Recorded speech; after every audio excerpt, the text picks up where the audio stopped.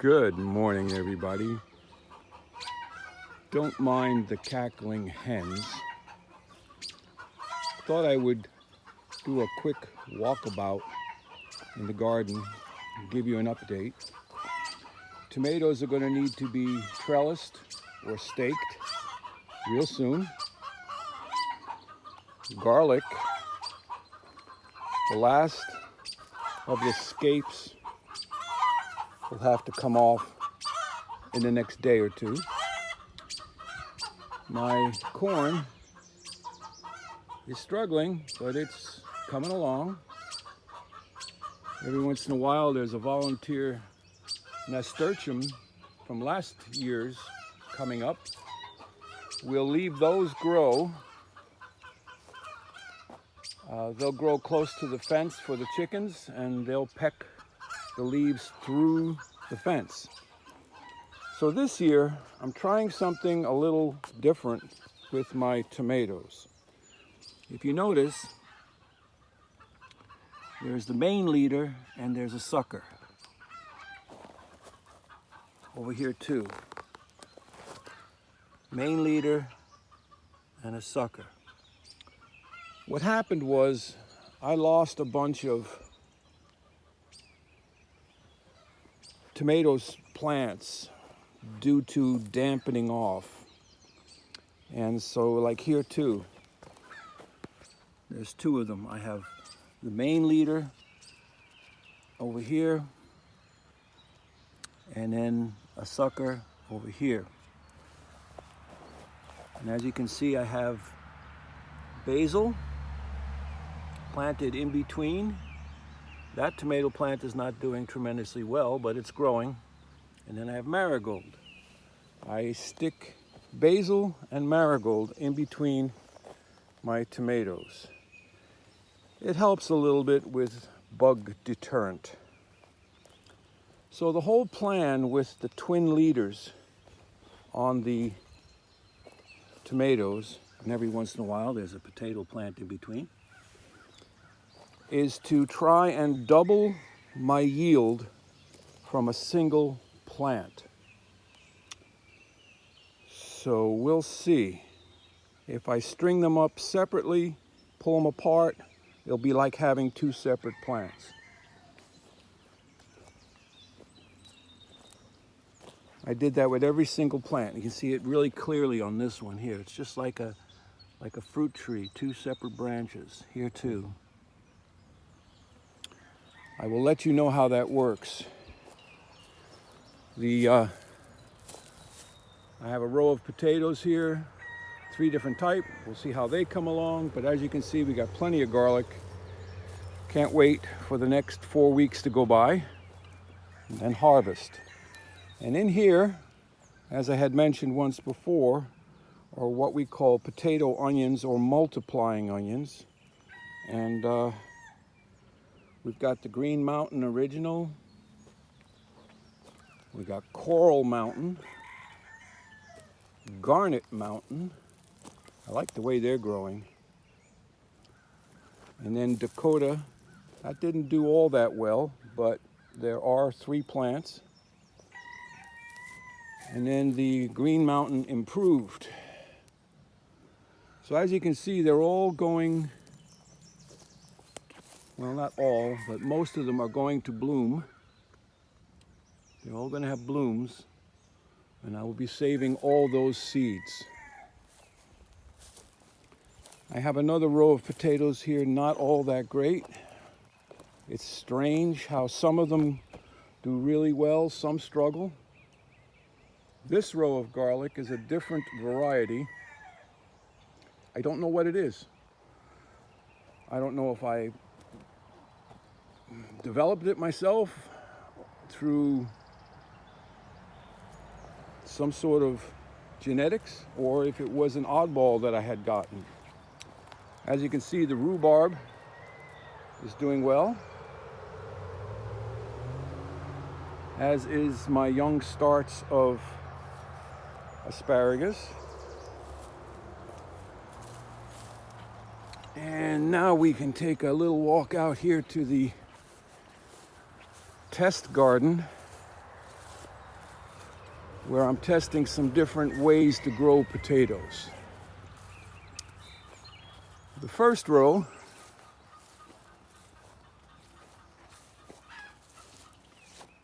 was mostly started with cuttings, potato cuttings, and I did actually root them a bit in soil first. And they're all doing well. Now on the end, these two were just the sprouts, known as chit, taken off the potato and started in soil. So we'll see when harvest time comes what these two provide us as compared to those. Then I have another bed. This one was started in a pot, and the rest of those not. And this one also, the end two started in pots and the others not. The rest of this is a mess. Note to self, don't plant Jerusalem artichokes where you don't want them. I've cut them down once and fed the greens to the chickens. I left 2 of them standing, but what I'm doing is I'm going a 4-foot section at a time, going across and digging everything I can out and then mulching like that. Back to Eden method. Chestnut trees are shaping up. I see some blossoms showing up here and there. I don't know what we'll get this year, but last year we froze out. All the fruit bushes and fruit trees doing well. No fruit on them this year again. Don't know why. And cut down the comfrey once. It's coming back now. I've planted comfrey just about everywhere near a fruit tree. Now this is a crab apple. This is a crab apple. And we'll see if those apples stay on. They've dropped a bunch. We'll see if they stay on and actually ripen. Wouldn't mind some crab apple jelly. So over here is my main blackberry bush. Ooh, Mr. Bumblebee getting some nutrition.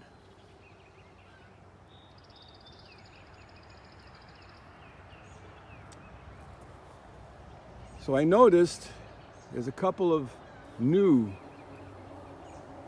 cames or shoots growing up right through the bush. Those will be for next year. All the rest of this will all get cut off because it will have fruited this year and it won't fruit next year. More comfrey, another blackberry. Here's another tomato that I have done the twin lead. Red currant, plum tree, no plums. Here are the raspberries. Now the raspberries can give you 2 crops, this particular variety. A spring or early summer crop and a late summer, early fall crop. So as you can see, I left just a few cames. I think there were 4. One here, one there, and one there. And they're blooming, whereas the new growth is not blooming. Over here, I cut this patch of raspberries right down to the ground, and so there's no blooms. But they will bloom shortly.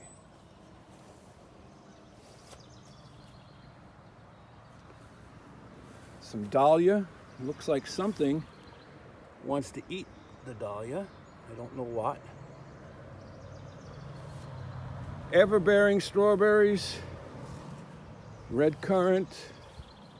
The ever-bearing is my preferred variety. There's a gooseberry.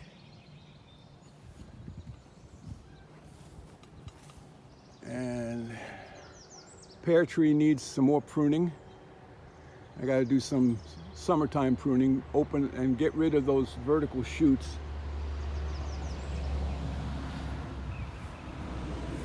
That's the mother plant to all the red currants. And in here somewhere, there is a transition from everbearings to June bearings. The June bearings make a great cover crop, but there is very little to no fruit. Just none. These are black currant. Let's see if I can get a close-up of the berries.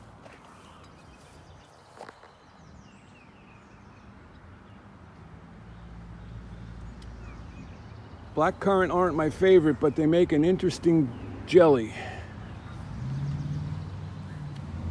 Another black currant I tied up today. Asparagus is pretty much done for the season. We'll probably not pick anymore. Some more dahlia, another black currant. Chives and oregano and my peppermint. But look at what I did with the peppermint. With the peppermint, I pruned this bush down first, dehydrated it. Then I clipped this bush down, dehydrated it, and I'm letting this one go to blossom. I want to see what it looks like, and then I'll cut it down and dehydrate it. In here we got a mix of apple tree seedlings and some more currants, some marigold starts. Look how thick that is. I just threw the marigold seeds in there, and whatever grows, grows. I'll be transplanting a lot of those. There's a weed patch here. It's got some different things growing that who knows what they are. And we'll take a walk over here. Not a lot of exciting news in the potato and garlic patch.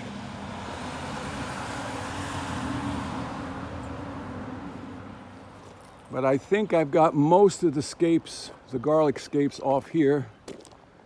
So this patch of red potatoes is not doing all that well because it has the most shade. We have some volunteer potatoes, a forsythia that's going to get transplanted. The white potatoes were the first to bloom, this patch here, which means that it'll probably be the first to harvest. There's some more reds. Another forsythia and garlic. These are fingerling potatoes. Now, these last two rows, excuse all the truck noise. We live in an agricultural and gas drilling area, so there's a lot of traffic. Plus, a truck damaged our bridge down the road, so they're rerouting everything through here. Isn't that terrific? So this white potato patch and this red potato patch, these were started, I cut the potatoes up. I placed the cuts, once they were dried and cured, in trays with soil. And then once they were about 6 or 8 inches tall, then I planted them out. Don't know if it's going to make any difference. We shall see. It's all experimentation. And then this was my first row of garlic that I planted. But as you can see, we've got plenty. So I will leave a garlic scape on here and there. Here's one. Even though I will lose garlic in the bulb, it will be my barometer as to if we're close to harvest time. When it stands perfectly straight up and the top begins to open up, there will be little bulbils in there. They're almost like a garlic seed. It's not quite the same as a flower and a seed, but it is where you can start fresh garlic from. And what I will probably do is save those bulbils, plant them as seed garlic for future years. It eliminates any soil pathogens. So if you think about it, if you take garlic out of the ground, dry it, cure it, replant it, you could be transferring seed pathogens. Not seed pathogens, soil pathogens. And then what you end up with is just keep moving these pathogens around. So by taking the bulbils and growing them out for a year or two, you eliminate that. So we're working away at the wood chip pile. I have home for all of this wood chip and more. But I'm only one guy, so that's about it for today. Oh, by the way, I planted these balsam fir when they were only about a foot tall, and they're 10, 20, 30 foot tall now. One or two of them are not well. Also planted the honey locust here from seed. So you can see it doesn't really take that long. It seems like an eternity when you talk about it. But time passes and things creep up on you. Like there were no trees or bushes or anything here when we moved here. We had an empty slot. Look at the size of that hosta. Monstrous. Bleeding heart, lavender. I have, I think, a dozen different type of hosta. These are black-eyed Susans, and they're only going to look good when they have flowers on it. It looks like the slugs have totally decimated them. And I can only do so much about that. This is a noble fir. It's not a balsam, it's a noble fir. So that's about it for today. Time to go in and take care of the doggies. Oh, wait a minute, I could show you a lot of my starts and how they're doing. Time to get a lot of stuff in the ground.